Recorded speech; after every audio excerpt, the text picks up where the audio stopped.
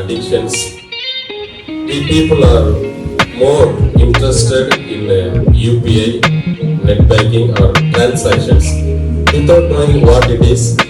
If there is a QR code, we just scan or some messages or link comes, we immediately we are excited and we touch them, and if not you, our parents or face such.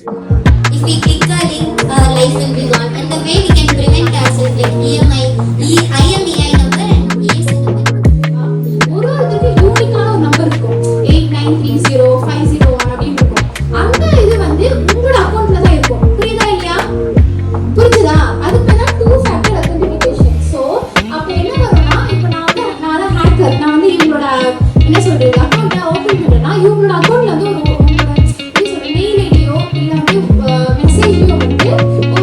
வரும்.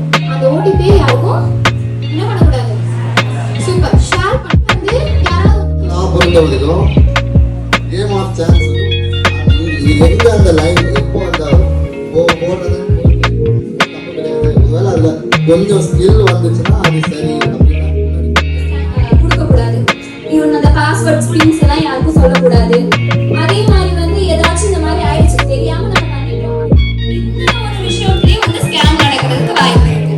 அது எந்த மாதிரி என்ன பண்ணுவீங்க? Scan பண்றீங்க, ஒரு 10 ரூபாய்க்கு scan பண்றீங்க, ஸ்கேன் பண்ணீங்க டிஜிட்டலா அப்படியே போன்லயே ஆச்சு. என்ன பண்ணா அவன் வந்து இன்டர்நெட்டை ஃபாலோ பண்ணிட்டு தான் இருக்கான். ஓகேவா? அப்போ லொகேஷன்